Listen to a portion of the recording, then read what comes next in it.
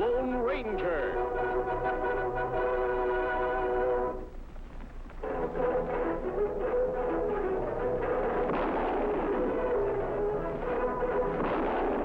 Hi-yo, Silver!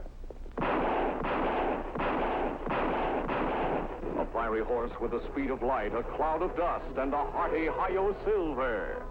Hi-yo, Silver! Hoy! With his faithful Indian companion Tonto, the daring and resourceful masked rider of the plains led the fight for law and order in the early West. Return with us now to those thrilling days of yesteryear. The Lone Ranger rides again.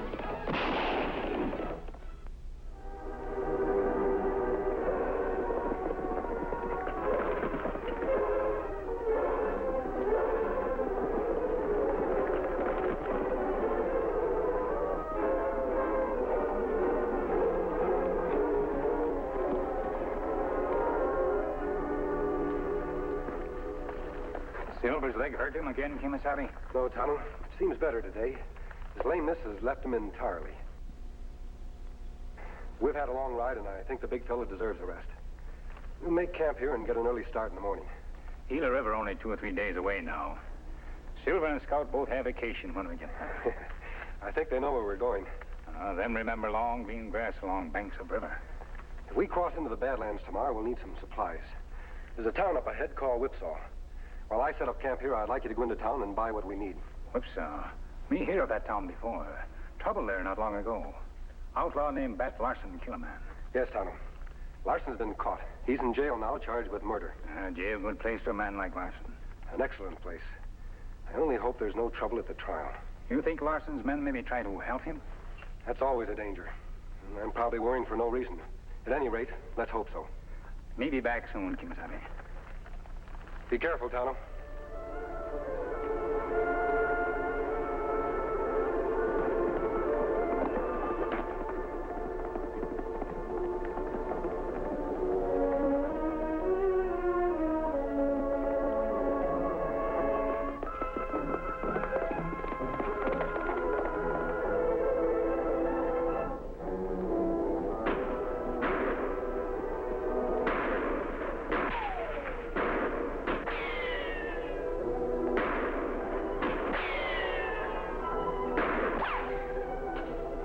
You'll have to shoot better than that.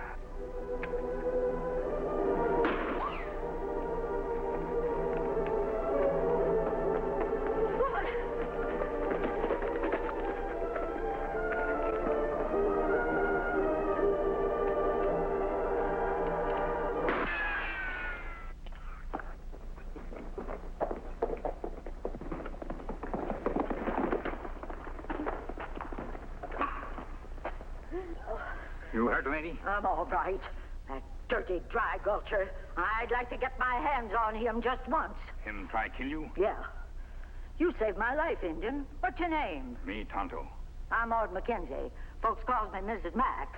Why him try kill you? Ever hear of Bat Larson? Him renegade. Bat's in jail waiting trial for murder, and I'm witness to the killing. That answer your question? Anything special you like to eat?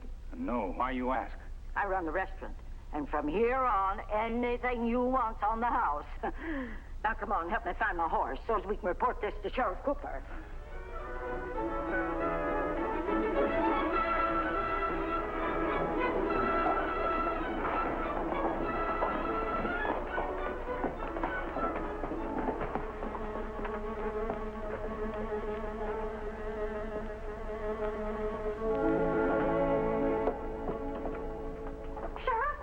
One of Larson's men tried to kill me. What? The varmint ambushed me. If Tonto here hadn't come along, his star witness would be pushing up cactus.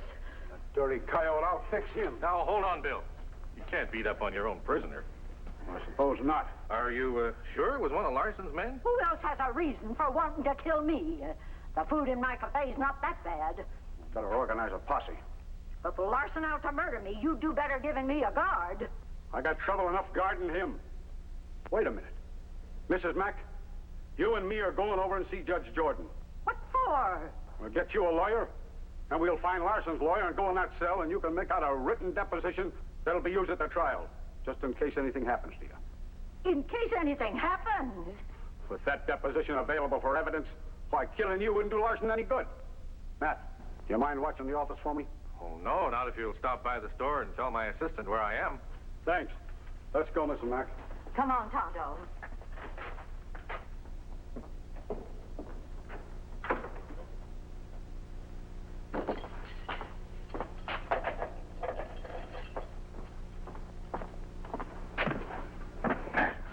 Did you tell the boys to ambush Mrs. Mack? Sure I did. You crazy fool. If they'd killed her, you'd have been lynched.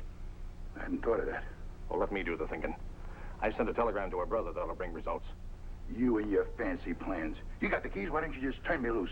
Because as a fugitive, you wouldn't be much use as a partner. At least I'd be alive. Now, you better hope Mrs. Mack stays that way. She's preparing a sworn statement that can be used at the trial. What? Relax. When she gets on the witness stand, she'll retract every word of that statement, and she'll refuse to testify against you. You'll walk out of that court a free man.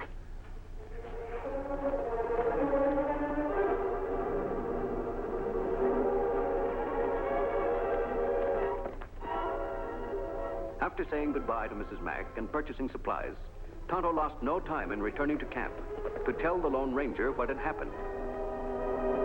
Having Mrs. Mack make that deposition is a clever move, but I think it'll force Larson into more desperate measures. Maybe gang raid jail. They might. I'm sure they won't give up their leader without some kind of a fight.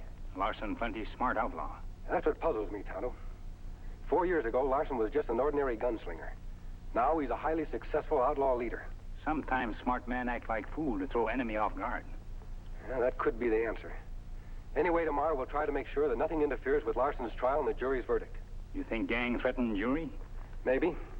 But there'll never be any respect for law and justice in the West if criminals are allowed to intimidate witnesses and juries are prevented from performing their duties. That night at the telegraph office in Whipsaw, Frankie, the relief operator, received a message addressed to Mrs. Mack from her brother Silas.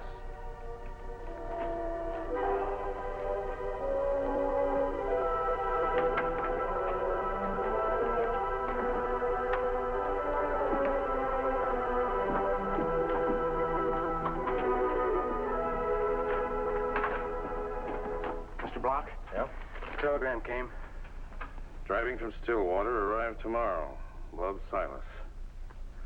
When you get off duty, get hold of Kelso. In the morning, you two are going to stage an ambush.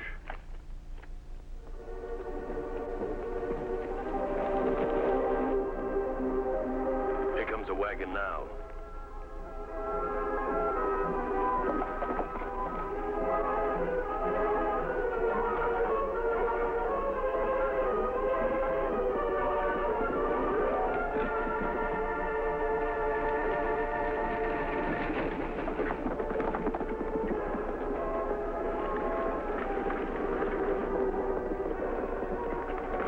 Kids, come on!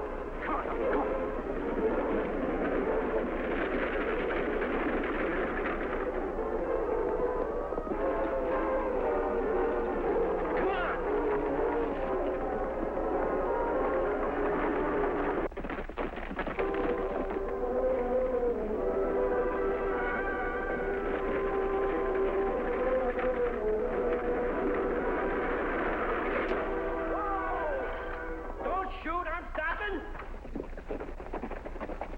Your name's Silas Hartwell. Oh, yes. How did you know that? Shut up. I'm going to take you to the boss. But, gentlemen, I assure you, I have virtually no money. We don't want your money. Now, let's just be quiet here, no? I'll get a rope and tie him up. Hands off me. Shut up. I'll give you...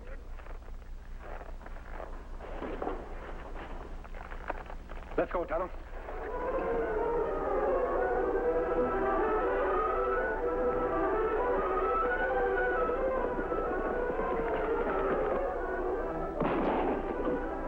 Let's get out of here.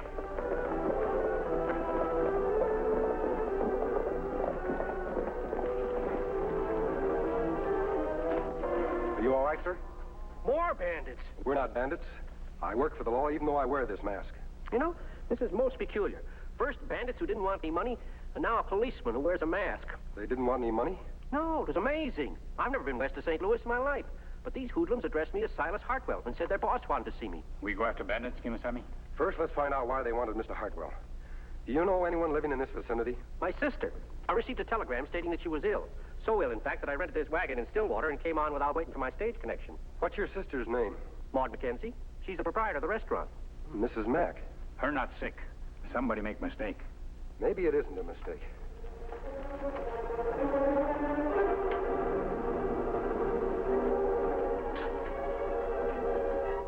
Did you get him?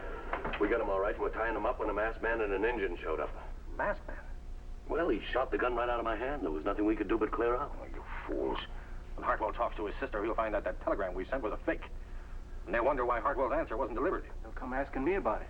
What'll I tell them? Oh, Mrs. Mack doesn't know anything about telegrams. Chances are Hartwell doesn't either. You can fake some kind of an answer. It's awful risky. It'll be worth the risk if we can get our hands on Hartwell. Now get out of here before somebody sees you.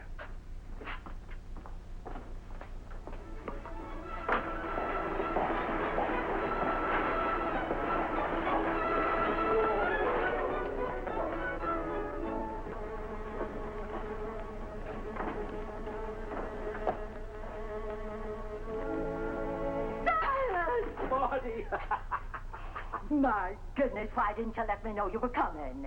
Well, I sent you a telegram from Stillwater in answer to yours. I didn't get any telegram. I didn't send any either. You mean to say you haven't been ill? Ew, of course not. That's just what I suspected. Mercy on us. Hold up. I'm sorry if I startled you, Mr. McKenzie, but I'm no bandit. Then what are you? He's our friend, and he's here to help us. I'm not sure, but I think the telegram your brother received was sent by Larson's men. What makes you say that? Well, it looks as though they plan to capture Mr. Hartwell and use him to make you change your testimony. Of all the low-down tricks. But a clever trick. Too clever for Bat Larson. Him, leader of gang. I don't think so, Tonto. Those men said they wanted to take Mr. Hartwell to the boss. They couldn't have met Larson because he's in jail. Then someone else is back of this? Exactly. I'll go right down to that telegraph office and find out who sent that fake telegram. I'd rather you didn't just yet, Mrs. Mack. Why not? I'll explain after you and your brother report this new ambush attack to the sheriff. Oh, whatever you say, sir. Come along, Lord.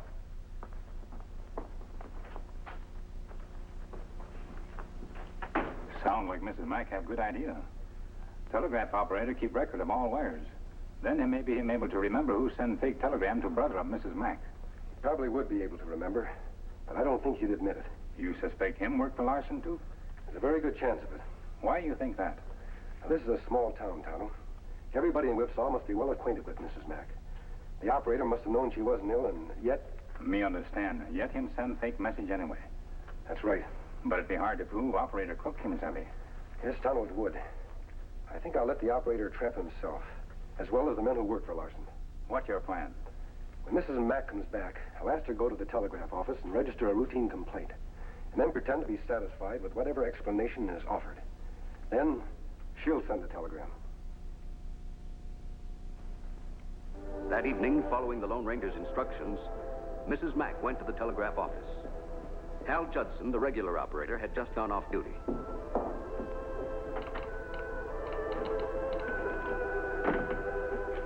Take a look at this, Frankie. What is it? It's a phony telegram sent from here 3 weeks ago. Know anything about it? No, I don't, Miss Mack. Well, this was sent from Stillwater. What? Yeah, see these numbers here in the corner? Each office along the line has a different set. Now, those mean that this particular message originated in Stillwater. Well, maybe so, but how come I didn't get the answers from my brother? Well, if he sent them, you should have received them, but I don't remember getting anything for you lately. All I can say is if I ran my restaurant the way you people run your telegraph service, a lot of folks would starve to death. I'm sorry, Miss Mack. Well, see if you can send this one, not get it lost. Atkins Wesson, Stage Line, Stillwater, Arizona. Please reserve space for Silas Hartwell on tomorrow's eastbound stage. Maud McKenzie. Well, that'll be 85 cents. All right. Now, you see that that one gets there. Don't worry, Miss Mack.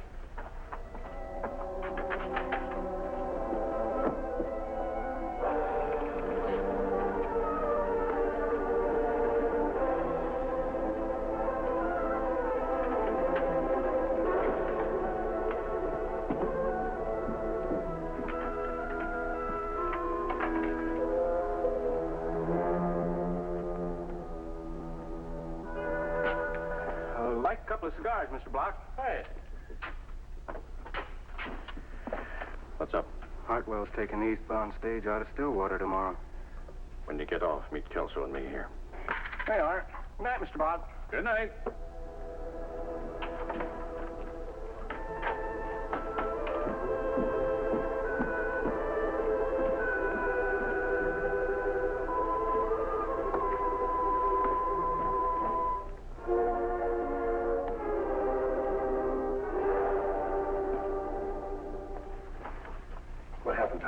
Mrs. Mack leave telegraph operator go to buy cigars. Me think him whisper to man who runs store, but me not able to hear anything. I suspected he'd pass the information along to someone. Signs say store belonged to a man named Matthew Block. You think him the one we're after? It looks that way. But until we get proof, we'll keep our suspicions to ourselves. Much talk without proof make plenty bad medicine. So we'll concentrate on getting that proof. Let's tell Mrs. Mack and Mr. Hartwell the rest of our plan.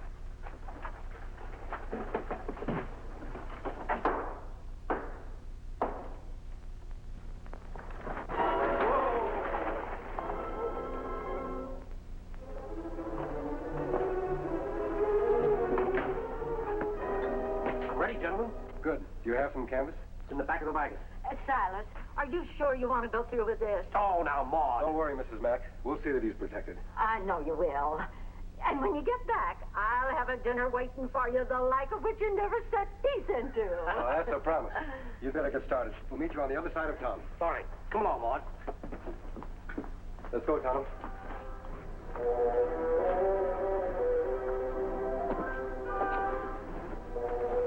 He's getting ready to leave now. Yeah, and traveling alone. It's just about perfect. Now, you take care of yourself, Silas. Stop worrying, Maud. Keep going. Bye. Don't forget to ride. Get after him. But be careful. Wiggly's well out of town. Don't worry, boss. We'll get him this time.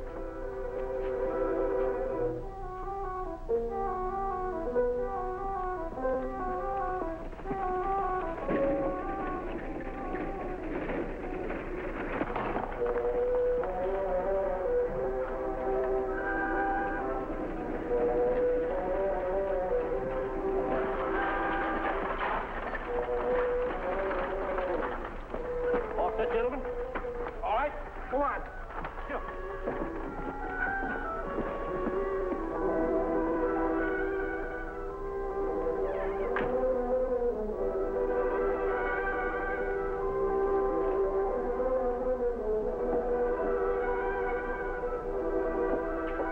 Well, good morning, Mrs. Mack. Good morning.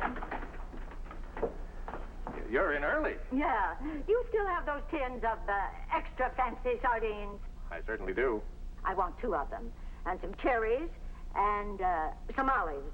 Silas just loves olives. What did you say? I said olives. I'm having kind of a celebration dinner for Silas tonight, and I want all the trimmings. But I thought... Anything wrong? Oh, I'm sorry, Mrs. Mack. I just remembered some business I have to attend to. Eddie will take care of you. Oh, all right. I'll give you the rest of my order. When Mrs. Mack mentioned the celebration dinner, Block realized that Silas was returning in the evening and, suspecting a trap, rode out of town to warn Kelso and Frankie.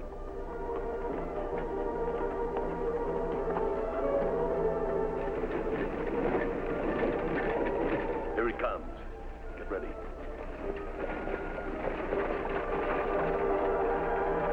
Hold up there. Whoa! Get your hands up.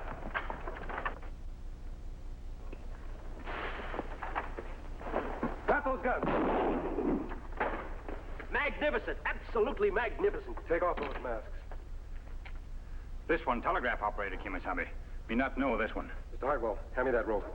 What are you going to do to us? We're going to tie you up. Then you're going to answer a few questions.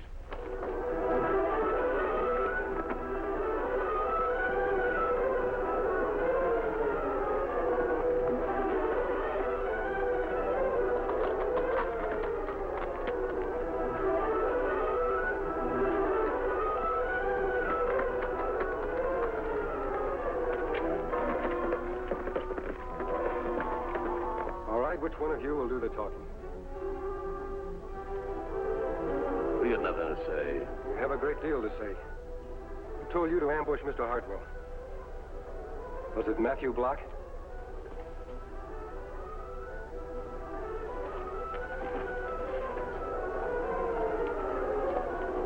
I'm waiting for an answer. Me know how make 'em talk, Kimasabi. You're not going to torture him. It's an idea. Wait a minute. I'll talk if you promise things will go easy for me. Don't move, any of you. Boss. All right, masked man, drop your gun. You too, Injun. Matt, this yellow-livered skunk was going to squeal. Yeah, I know. Looks like you fell into your own trap, mister. The law will catch up with you eventually. You'll never see the day. Hard on time and no tricks. Not him, the other one. What's the idea? You're going to stay like that for a while. He plans to murder you too, Frankie. Well, you're loco. Isn't he, Matt? Somebody's got to take the blame for killing these two. Yeah, it'll be like a three-way gunfight with no survivors. No!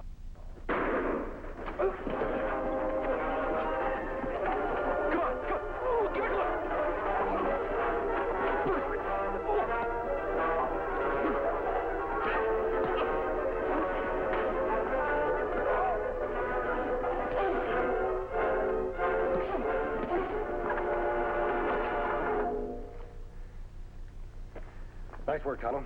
Take care of Frankie's wound. Then we'll tie them and take them into town.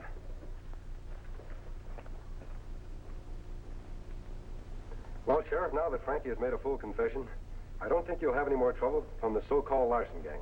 Gonna knock me over with a pin feather when Matt Block turned out to be the real leader. Goodbye, Mrs. Mack. I'm sorry we can't stay for that celebration dinner, but Tonto and I have to be on our way. Don't mention that dinner. I almost ruined your whole plan. Block and his men being caught is the important thing. Goodbye, sir. Thanks for all you did. The West needs more men of your courage. Oh, you overwhelm me, sir. I wish you could stay. We'll be back again soon. Adios. Now, there's what I call a real man. I wish I was 30 years younger. Maud, you don't even know who he is. Do you? Well, certainly. I may be just a tenderfoot Easterner, but I know the most famous man in the West when I see him. He's the Lone Ranger. Adios,